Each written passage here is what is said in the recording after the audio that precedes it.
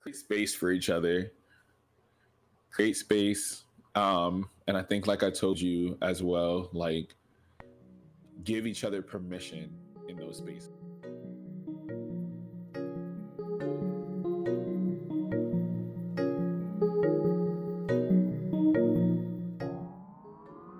What's going on, everybody? I'm glad that you're back. We have another dope brother that you will get a chance to listen to. We have an educator, podcaster, and activist in Philly. The topics that we talked about range from black male educators, how to safe cry in front of black men, and also how black men should create spaces and allow black men to be vulnerable. Enjoy.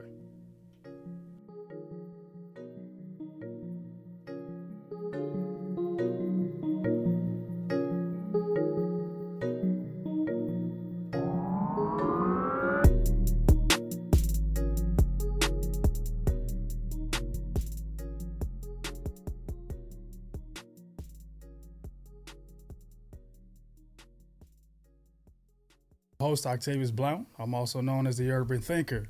We have another dope brother for you here today. Good brother, if you can introduce yourself, please do. Yeah, yo.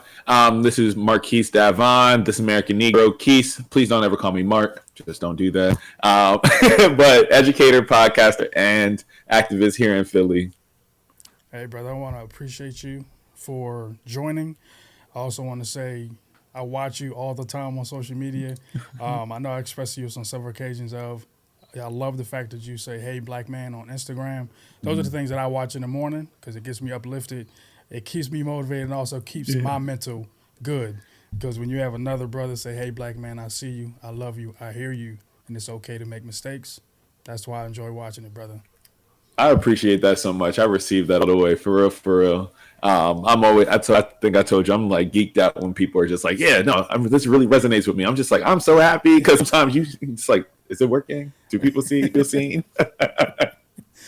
Well, again, brother, I want to thank you for joining. There's a lot of brothers that I know, that you know, that are in this circle of just elevating black men's voices and also just expressing themselves in ways that just change the narrative. So I thank you again for joining this platform, brother. Yeah, no, thank you. All right, we're just going to get it started, brother. You ready? Yes. All right. What's one thing you love about being a black man?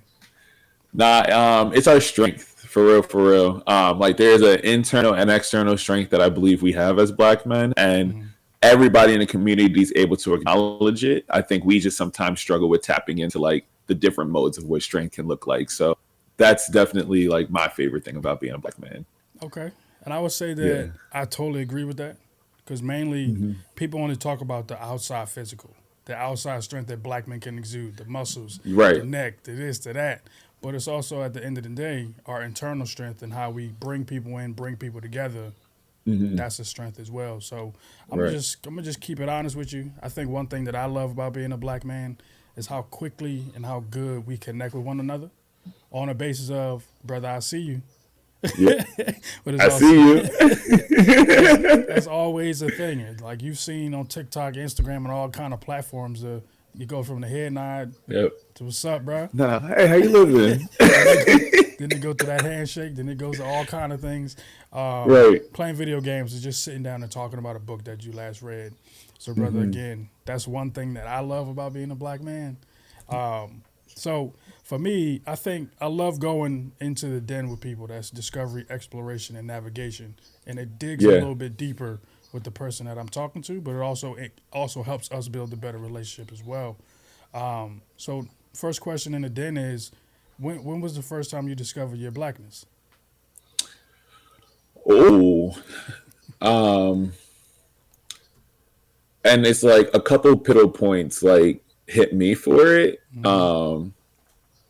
So high school literature, I was reading Go Tell It on a Mountain. And for that, James Baldwin is like one of the first people that, for me, I was just like, oh, this is a black author writing about a black boy's experience. And he's just questioning everything. Yeah. And so for me, I was just like, everybody else was like, all right, why are we reading this? I don't understand it, da, da, da, da. But I sat there just like, no, like, this is great. Like, so James Baldwin and Zora Neale Hurston were like some of the first people, because even how Zora was writing, what is it? their eyes were watching God. Mm-hmm. It's using AAVE, and people did not like that she was even like writing like that. So I remember my classmates being like, "Why? This doesn't sound right. This ain't even English." Da, da, da, da. And I'm just like, just read it out loud. Like, this is how people speak. It's fine. Like, they're in the South. But it was that moment in time where I realized, I was like, oh, your lived experience is very different, right? And so that is definitely like one of those big pivotal moments for me where I said, oh, you Black. Yeah, yeah, Yeah. yeah. I totally agree with you, brother. I think that's one thing that we've always, as Black men or Black people, it's always that one moment. There's a woman at Arcadia University, my alma mater, Dr. Lowry. She's always said, "You're going to get that slap in the face." Yes. It does. She And it will come in different waves. Yep. Different waves. I was in college when Trump was elected. I remember it was PWI, very different space. Yep. Said, oh, y'all really don't care. Got it. And I think that's just the experience of being a Black person in the United States.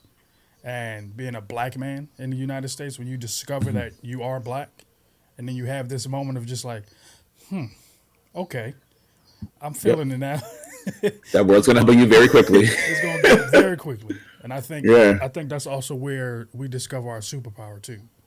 Yeah. When we say, okay, I'm different in this moment, but how can I bring this different out at all times?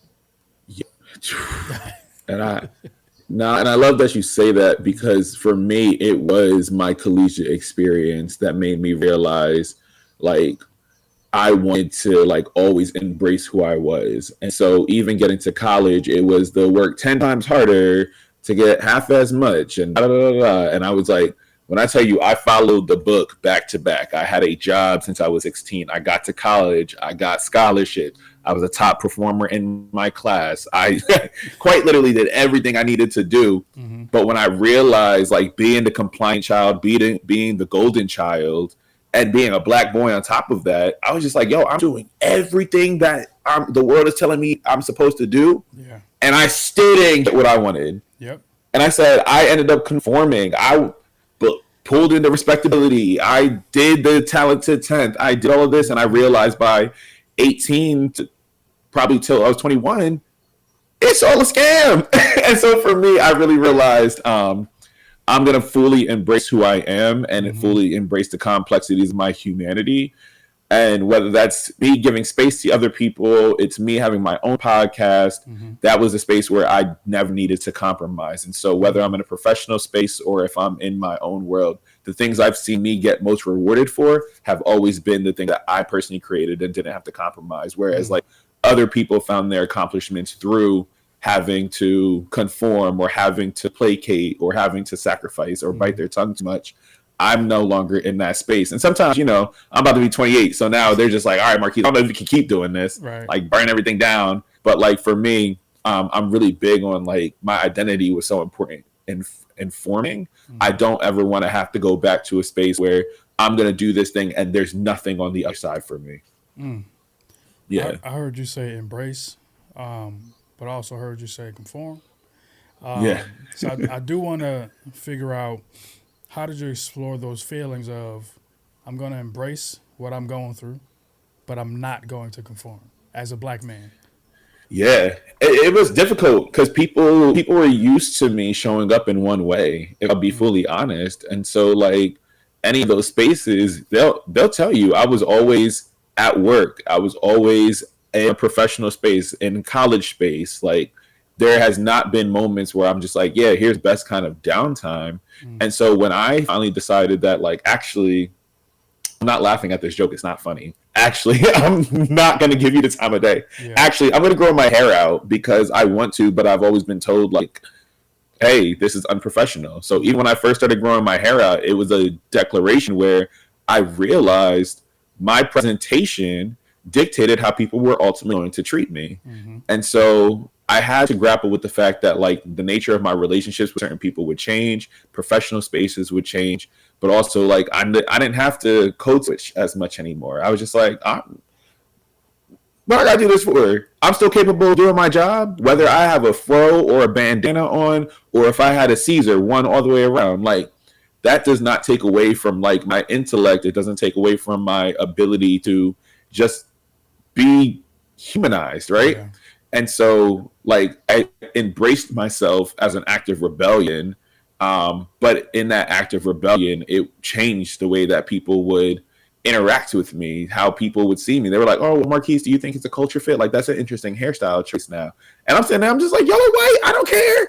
But then I got it from my aunties and uncle too, right? Like, they're from down south, so there's a, like, South Carolina, there's a particular look and image. And so when I am absolutely pushing against all the stuff, there are questions around like, well, you might not get a job if you get a tattoo. Well, you might not get a job if you grow your hair out this way. I don't know what y'all are doing with hair now. And I'm sitting there in my mind, I'm like, y'all went through the 80s. Y'all went through the Black revolutionary phase. Like, afros were a thing, right? And so it's just interesting to see like how they dictate what success can look like, or how you can achieve success by altering who you are. And I get it, it works for some people, and it got me a 4-year degree, right?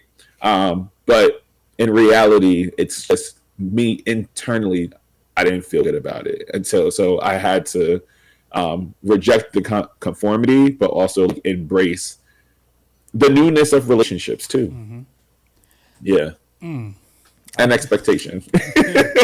I feel like I feel you, because I've never had like my hair grow out, never had, it's just I was always quiet, but I was observant.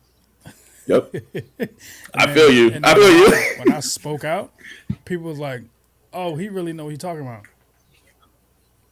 But it's like, no, I'm paying attention to everybody in the room. I am the only Black person in this room.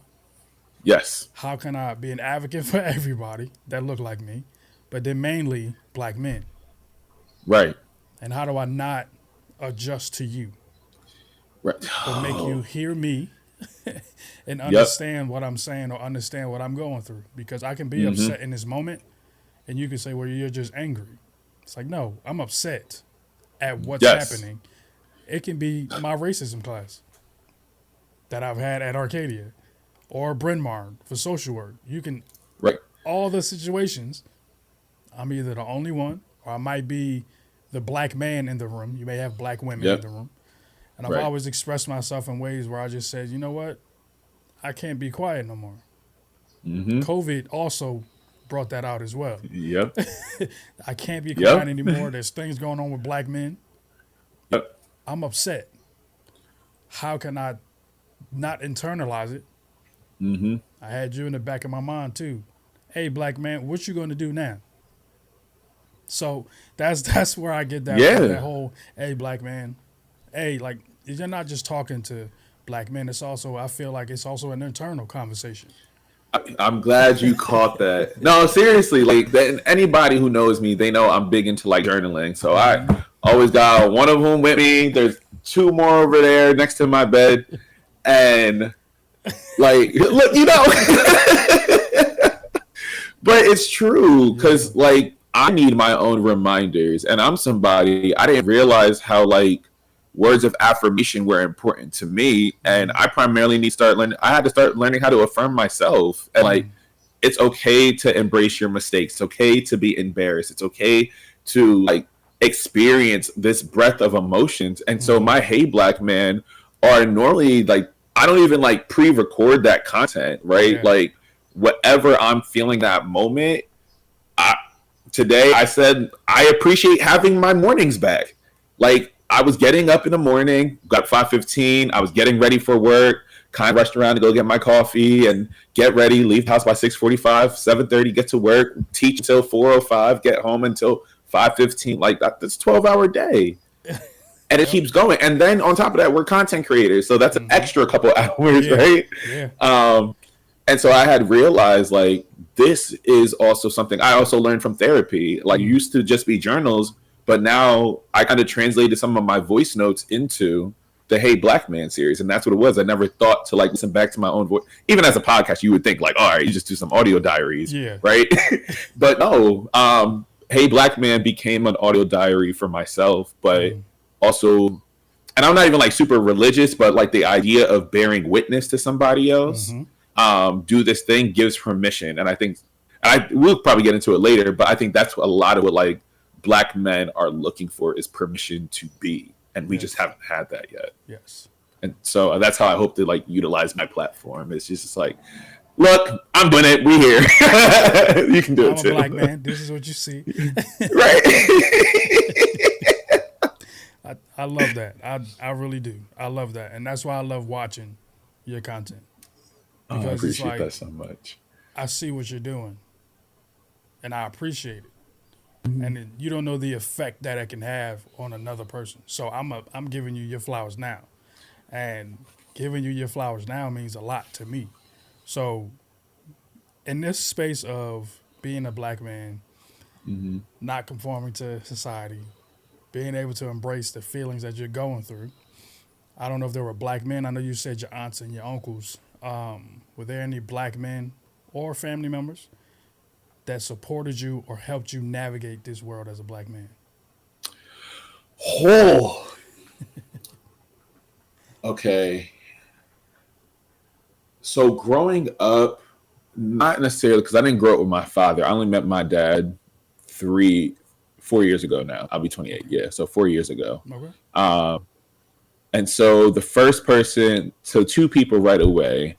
My pop Leroy, he didn't even know he like did anything, and it's never been like it was never an intentional conversation. But like he used to take me for my summers, and we used to go fishing, and then I would help him out around house, and so we would get up, he'd make breakfast, have his westerns on, and then we go through the routine of like cleaning up some pieces of the house, and then we go out fishing for a couple of hours, and that to me was just like the first time I've learned the value of like patience and stillness first, and discipline. Mm. And then my coach Lenny, I played basketball. Did not love basketball. I really just want to sit there and play my cello and Yeah. get back to theater. But I played basketball for a few years, and my coach Lenny was like amazing, right? Like he took me under his wing and he took me to the gym. I was going to the gym every other night with him. I was up in the morning practicing my free throws because 6'2" in the teenage years, I was a good center. Okay, Yes. not anymore. I'm more like a point guard.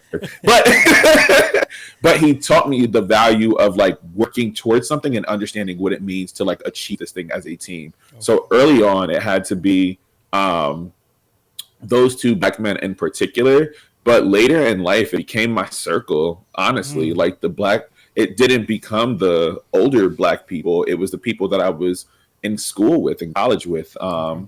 Langston, Rob, Miles, and Al, and we all just like banded together. But right away, they were people I was safe crying in front of, and Mm. for us to do that was very Right. different. But sharing like those moments of being also held accountable too, and so like their love, it wasn't something I was always used to.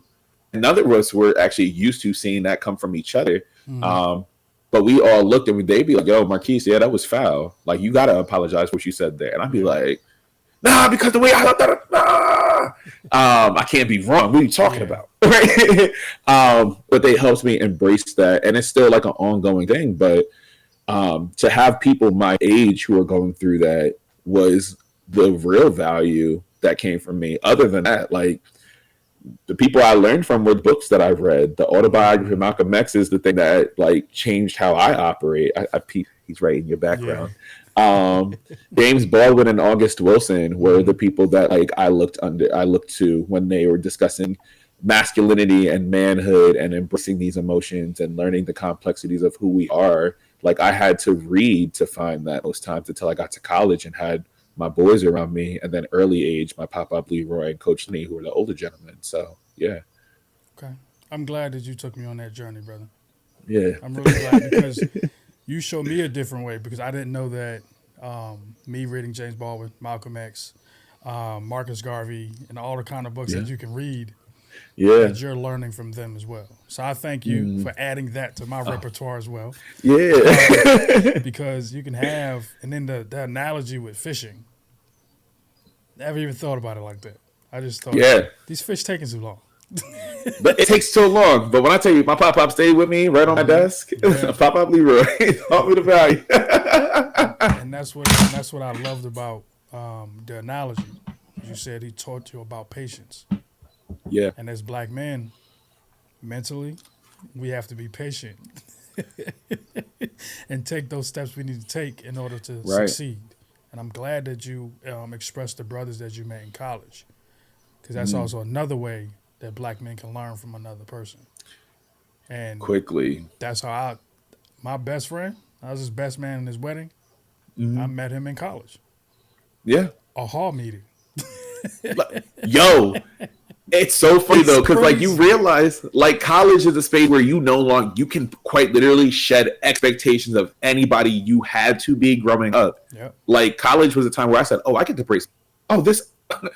You don't have an expectation of who I was for the last 18 years of my life, and I have friends I grew. I might have the same friends since middle school. Yeah. So like Yep. to go to college, they saw like you're embracing the new, but you're also able to like try things you've never tried before. You're able to explore new things, but you're so vulnerable in that space, and so they get to see you whether you're doing it on purpose or not. You're sharing that vulnerable space of being new to a spot, right? And you're going to spend your next 4 years there. Yep.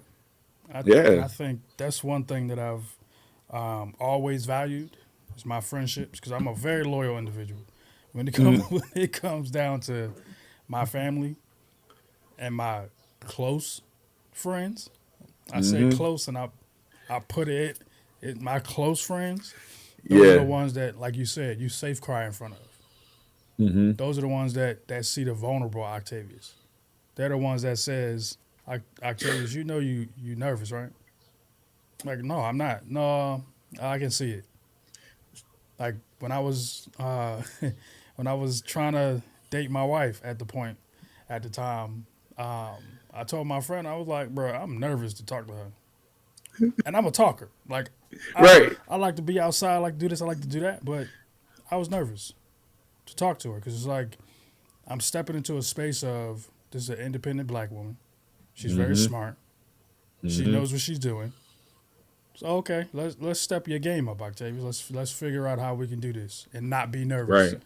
But then I always had in the back of my mind, my uncles, the black men that always said, just be yourself. If she don't like the person that you are, that may not be the person for you. But she expressed that she liked who I was. I was able to hold conversations, but allow her to be quiet in some moments. Right. So hearing you talk about being in spaces and saying, you know what, I need to safe cry in front of my homies right now, but then they also check you at the same time. Those are people that you need to keep and hold on to. And I appreciate you for saying that because that word safe cry, I've never heard it before. Yeah. And I love it. It's safe. It's real. Yeah. And it's really how like a lot of my politic rose too, right? Like I'm a love on black men, but I'm also not gonna like deny the crap that we also do as well because I don't think that's fair to like lean on one side because I know we want to overcorrect, but in that space of overcorrection, there's no balance for us to be flawed, and the world doesn't allow us to be flawed, and our community don't allow us to be flawed. But we also don't want to actually have to deal with like, oh, I actually might have just caused harm, right? And so it's like a weird moment of just like, and I know I always got to go through it with my students. They're like, Miss Richards, I feel like you're always like this feminist dude. I'm just like, because feminism is actually trying to help us, but it's just a matter of like how we employ it at times. I'm just like, this allows us to rethink because it's steeped in community first and foremost. And so for me, I'm just like, love and community requires accountability and affirmations at the same time. And if we're not like putting those things together, I just don't know if we're really able to genuinely progress because conflict is natural, but we don't know how to navigate that conflict portion without us fully shut down. And that's the space where like, I hope that we can get to believing the best in each other and not assuming that I'm preying on your downfall and like just normalizing that behavior and that concept more for us. So it doesn't have to be like a failure is fatal, a mistake is fatal, a mess is fatal. This is actually just a natural part of life. We just don't have the tools to navigate it. Hey, I hope y'all listening. Oh. This brother is dropping gems, and I think that I feel like this is a brother I never had. Like I'm being very honest with you because this is how I speak to black men, and then hearing it from another black man is like he gets it. Yeah, he gets it. And I thank you. So I do want to ask you because I know you said content creator, advocate, podcaster, teacher. Hmm. You wear a lot of hats. You wear a lot of Yeah. hats. So how do you represent your identities when you walk into a room? Do you wear all of them? Do you wear certain ones? Are you always Marquise? How do you represent yourself in various ways? Ah, yeah. So for me, Marquise is always going to be at the forefront. Like even in classrooms, it's Mr. Keys. It's not Mr. Richards. I'm like that's a little formal for me. I don't like that.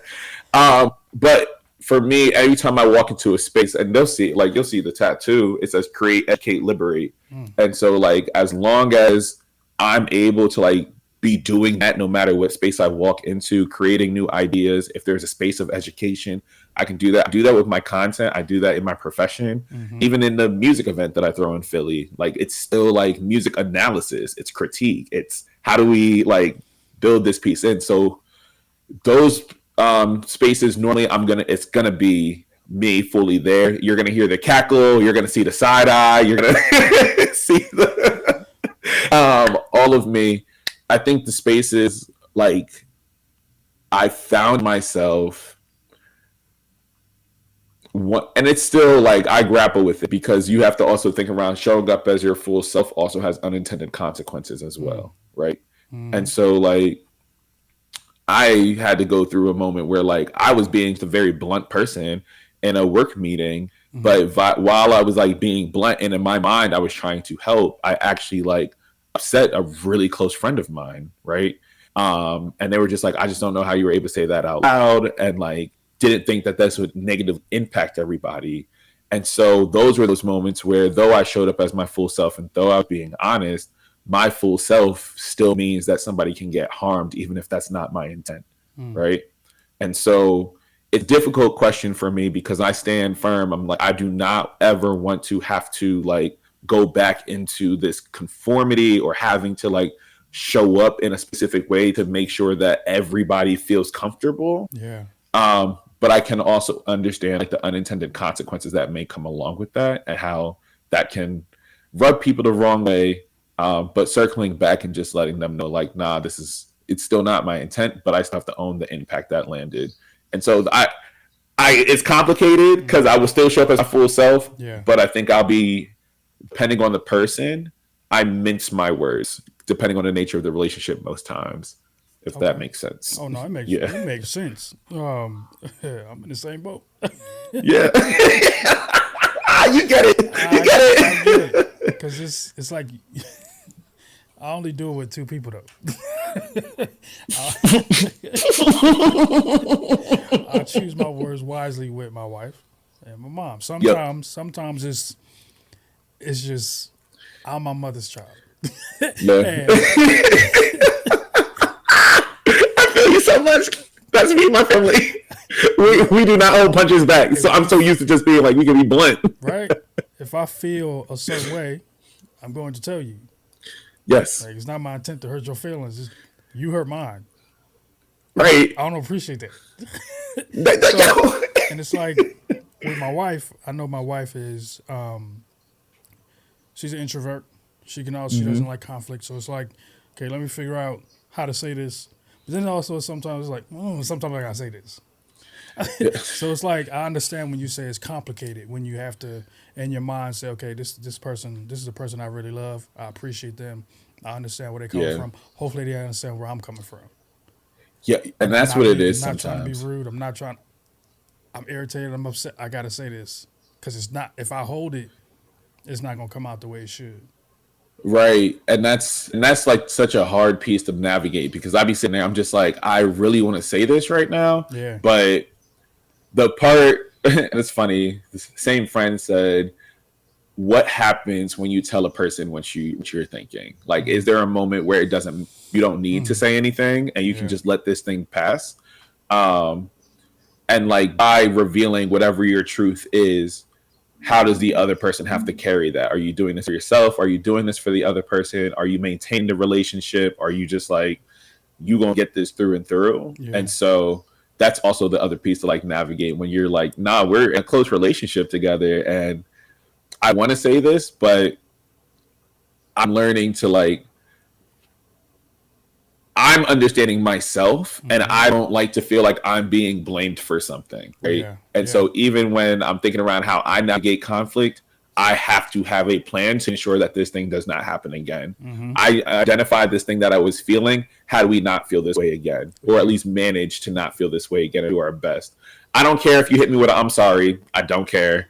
I don't care if you hit me with a I messed up. Yeah. I don't care.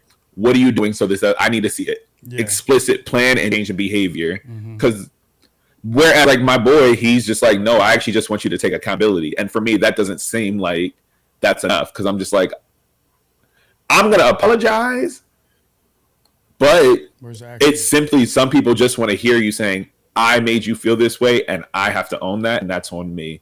I'll do better next time. Yeah. And that's enough for some people. I'm not used to doing that because me and my family's always like the planners. And we're like, all right, great. So next time we just don't do this. Make sure this dish isn't in the sink when mom gets home. Like that's how we operate. But other people don't operate that same way. So I think that's been a other space. Yeah. I totally understand. I do want to ask you this question because I know you talked about, I love the tattoo, by the way. Thank you. That says create, educate, and liberate. So when you talk about those three things that you do within yourself, within whatever room you walk into, there's expectations that you may have on yourself, your students may have on you, and then also whoever is in that room. When Marquis walks into the room, they're like, never seen him before. Now I have assumptions. So with society, how do you overcome societal expectations as a black man? I feel like not just in myself, I'm making a bean. Like I played the cello growing up. I left basketball to go do theater and dance, right? Like my existence in itself has always been just like I don't understand. Even when my kids met me, like they're just like, you're kind of like an Erykah Badu guy, you're always like asking around like our feelings and talking around, right? And so like to them, this was like new, right? And so a lot of the time, like, I feel like I'm also like pushing against like expectations of people being queer, but masculine presenting pushes against people. They're just like, wait, I don't, it doesn't make sense. I don't get how this works. I said, you just kind of like go through it. And so for me, it's really just been a space of, I'm going to indulge in the things that I love. I'm a reader. I'm an avid drinker of coffee. I love conversation. You see me in college, I always had a coffee and a newspaper in hand, like just keeping up with everything. So like, I've kind of always had to embrace me because I've had to do this since I stopped playing basketball, right? I learned this, I started playing basketball in 5th grade and played for 5 years after that. Summer league, AAU, school ball, all of this. Like I was playing all the time, but I told my mom, I was like, yo, I actually don't love this. I only do this because this is my connection with you. And so for me at 14 and 15 to recognize like, I'm not doing this because I want to do it. I'm doing this because I want to connect with my mom, but I want my mom to have the connection with me through the things that truly bring me to life. And that's dance, that's theater, that's my cello. And so I think early on, I've always kind of been like, you got to just take me for what I am. And it might not make sense to you, but just appreciate that it makes me happy. I don't know if I hear a book, but I hear embrace me a lot from you. But I also hear a book because when you talked about expressing yourself in ways and you just said, I'm just me. But when you said embrace me, that can mean so many things. Embrace who I am, embrace what you see. But at the end of the day, embrace me. Hug me, please. Hug me. Enjoy me.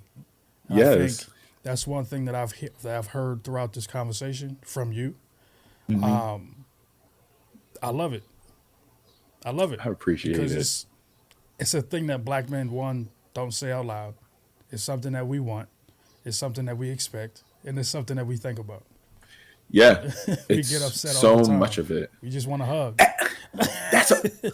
I don't even know if I had an award as like the hugger helper or the person to go to whenever you need like a good hug. Yeah. And like they will let you know, like at my job, and I worked at an all boys high school. Mm-hmm. And so to see these boys average 20 to 22 boys every single morning before they had our class, they said, Mr. Richards, I just need a hug. Can I get a hug? The administration already knew if Mr. Richards is absent, I know, just give him a quick text. Cool, great.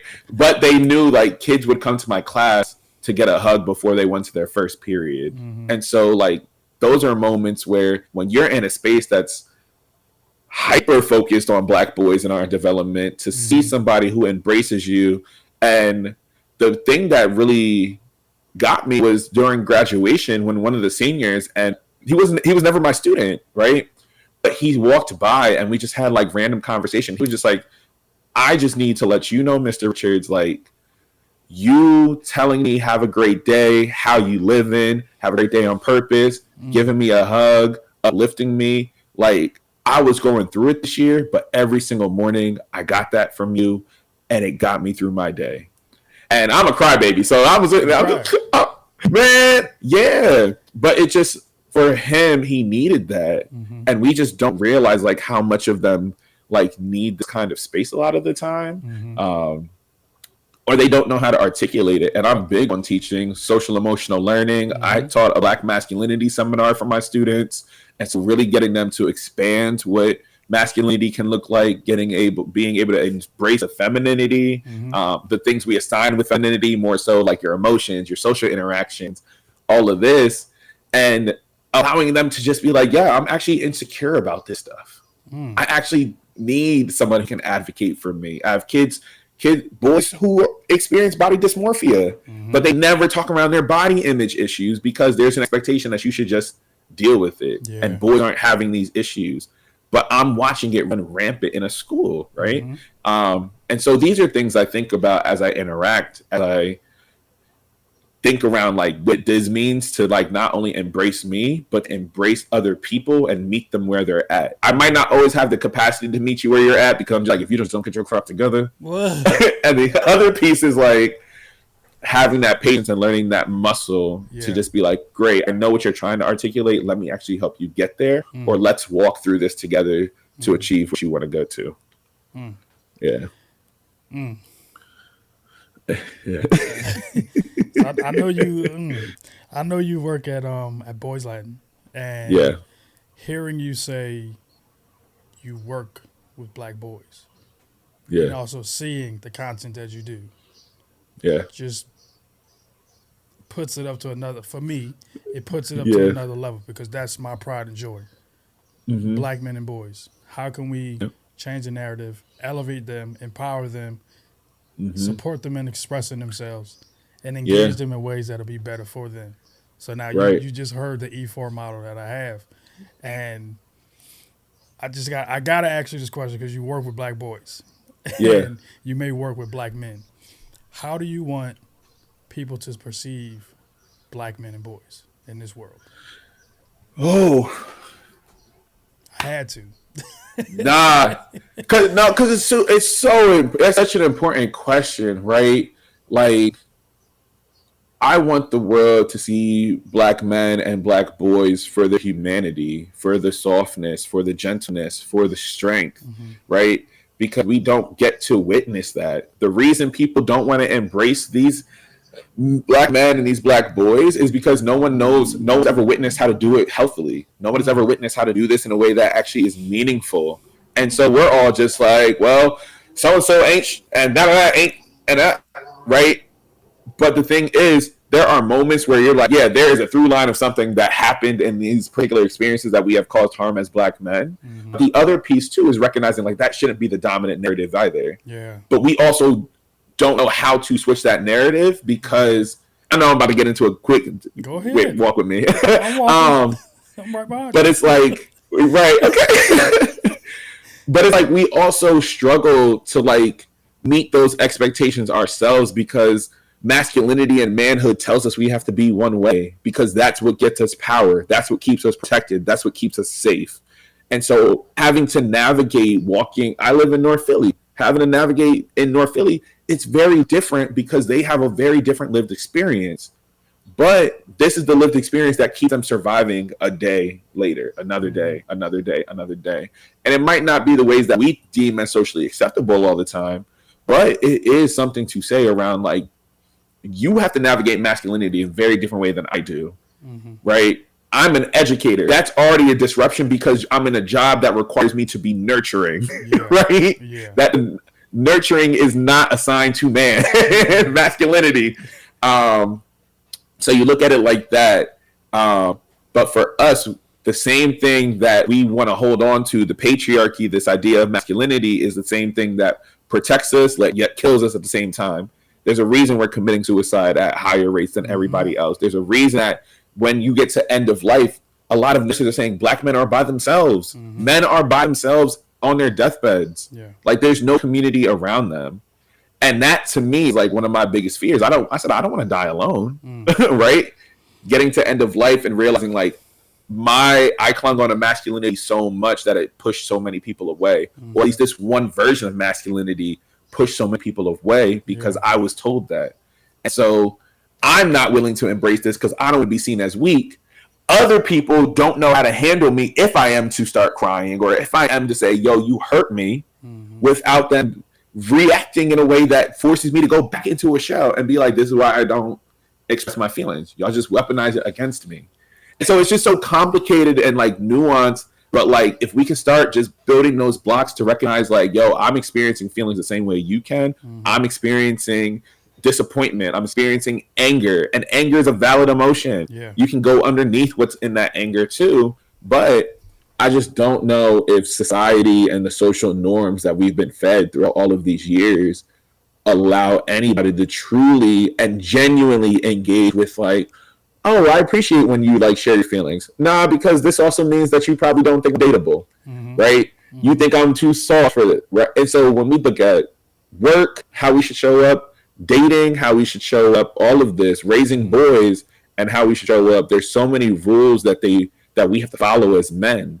Right, we can't even do everyday things like hugging each other, eating food. We can't walk a certain way. We can't do any, like we're policing ourselves consistently. So we're always here, which forces us to be stoic, which forces us to be by ourselves, which means we don't embrace community.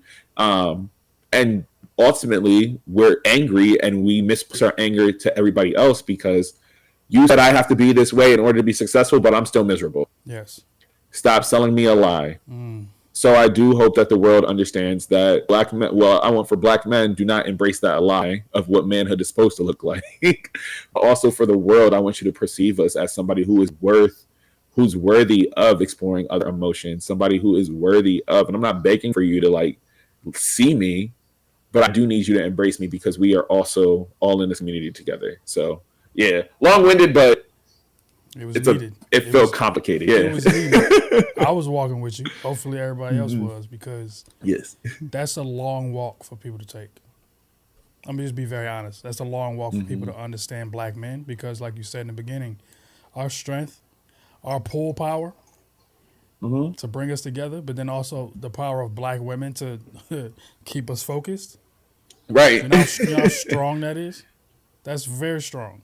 Amazing. And when you have your full community behind you and y'all are walking together, it's a little different. It is different. That's a scary sight. That's why I said, how do you want society to perceive Black men? Because that's how I see Black men. That's how I know you see Black men. So I feel like this next question, we're going to go on another journey with this question. I feel like based on your experiences teaching, being a content creator, having your own podcast, producing podcasts as well. I know that's what you do. I watch you, brother. And then I appreciate you. I appreciate just you. Just being a Black man in general, what's one thing you think Black men can do to grow together? Oh,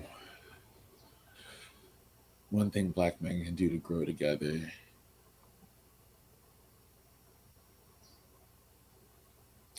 Create space for each other. Create space. And I think, like I told you as well, like give each other permission in those spaces to simply be. I think we're so scared of that and scared of being because we've never had to like handle these emotions or manage these emotions that we don't know what to do when we get there. And so I'm just like, when I experienced fear and being scared, I didn't know what to do. And so my body just broke out into a sweat rather than being like, when I feel this, I need this. Right. And so I think that's what it is. Find spaces or create those spaces with your, even if it's like 2 or 3 of your boys, create those spaces, create those norms. Because once you start doing that with your boys, it'll just show up in your every single day life. It becomes second nature. That's your muscle memory. Other people want to model it after you. And so, like, I think, once again, as long as we keep bearing witness to our fullness of our humanity, we're going to be so much better for it. I've said this to other brothers. I'm quiet whenever I ask that question. Mm-hmm. I think you noticed, because I want people to hear you and I want people to listen, because as black men, we can grow together. Mm-hmm. We just have to figure out how, because there's different black men in this world, and we're not a monolith like we always say, but we're also not a monolith when we're talking to one another. Look, and it's wild. When I tell you, the craziest part of college was really understanding. This is the first time I'm meeting like middle and upper class black people for the first time. And I've never experienced that before. I'm originally from Reading, PA. And so to like see that difference of like lived experience, I'm looking at my woman, I'm just like, you're sitting there complaining you got a whole freaking driveway, a separate house, 3 floors. Like, what are you complaining about? They're giving you money. What are you complaining about, right? But their set of problems are just different. Do I still not care as much sometimes when like people who have like resources be complaining? I'd be like, all right, shut up. All right. But it is understanding like those different lived experiences. Somebody from down south is very different from somebody in New York versus somebody on the West Coast. But this hear all of these different black experiences allowed me to like have more grace to an extent with other people, while also still honoring my own experience at the same time. But you get to learn how people navigate and why some people may make decisions, whether you agree or disagree with them. Yeah. Okay. We can move on, because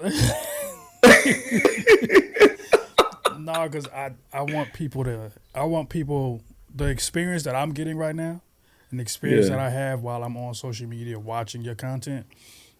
I want people to know more about you. And this is a space for you. I'm just going to elevate you now. Elevate your work. Elevate yourself. Anything that you got going on. This is time for you to do it, brother. Look, you don't got to tell me twice. I appreciate it. For like, seriously, this space is it's really just heartwarming. But yeah, so you can listen to my podcast, This American Negro. That's everywhere. It's my way to bridge academia in the hood. So I'll take complex topics, essays, but connect it to a pop culture moment, or like just chill out with it, just so everybody, so that people on the stoop, but also academia, can all like have this information together. So that's This American Negro. That's the audio podcast. Keeping it a bean. We're revamping, so we'll be back, but it's going to be a lot looser. You're going to see Marquise just embracing, intellectualizing some mess, enjoying some like talks with friends and people that I just really enjoy. So a lot more laid back is Keeping It a Bean with Marquise over a cup of coffee, because why not? Due Diligence, another event that I throw, and that's to get local musicians to dissect their work, just the same way that we do Beyonce, Hove, Kendrick. There are people in Philly who are doing that same level of work, creating conceptual projects, strong projects. And I believe, like, let's break down theme, let's break down lyricism, production choices, creative process, like really get what the artist's intent was before we digest it as consumers. I'm really big on that piece too. So I do co-host that with Val Moore, and we are now partnered with Our House, a community nonprofit up in Germantown as well. So it's just really dope to gather a community together once every other month. So July 27th will be the next one that we'll be hosting. I'm super excited about it. And the last piece is like, we always do a social impact model. And so every single time you buy a ticket, you also get 10% of your ticket sale goes to here in Philly that's going to work with music or literacy programs for here in Philly as well. And so those are the couple of projects I'm working on. I produced the Hung Up Pod, so that'll be coming back soon. I'm excited for that. Yeah, and then just be on the lookout when these mugs drop again. So, Where can people follow you? Instagram, Twitter. Where can we catch you at? ooh, Instagram, Twitter, TikTok. I am a man of the Twitter streets, though. So Marquise Davon, that's MarquisDavon. Catch me there every single day, every single morning, greeting our people. Hey, brother, I want to thank you for joining us. I want to say, brother, I love you. I appreciate you. I love your voice. I love the fact that you're working with black boys and building up the next generation because we need more black male educators. I'm going to just throw that out there. You heard that? I heard that. Get more of us. We need more. Hashtag we need more. Okay. Again, I want to thank you for being on this platform, for sharing your story. If y'all got some things to plug too, I'm not going to sit here and not plug some stuff. Okay. So you can check out my website, octaviusblount.com. We have a lot of things going up, Urban Thinker Audio Network. We also have 2 podcasts. We have the Middle Brother podcast. We have the Black Man Express show. We also have the OB Shop. The OB Shop merch that we have right here. Black Boys Deserve to Be Loved right here. Oh, that's we have smooth. merch all over the place now. So if you want to get it, you got to get it now. I also want to say you can catch us at the next time with another brother, another dope brother here on the Middle Brother podcast. Peace.